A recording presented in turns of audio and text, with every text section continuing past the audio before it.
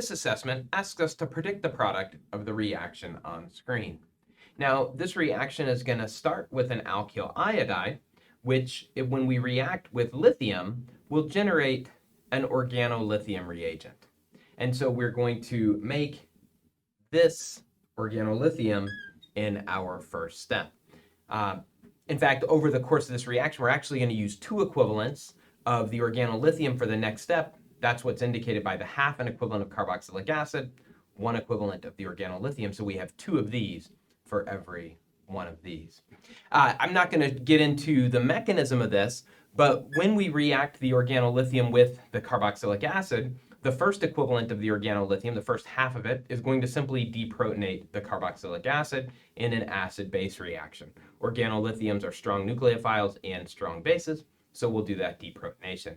The second one will actually do a nucleophilic attack to make the following dianion.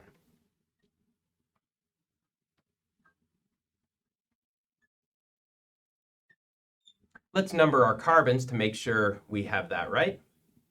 So carbon 1 is going to be attacking what was the carbon of the carboxylic acid. So this would be 1, 2, 3, 4. That's carbon 5. So we have that correct. This dianion will undergo an acid quench. Again, not showing the mechanism here, but in addition to an acid quench, we'll have one of the hydroxyl groups leave as water and reform the ketone so that this is our final product. Essentially, the addition of a single alkyl group to the carboxylic acid. We've replaced a hydroxyl group of the carboxylic acid with this alkyl lithium.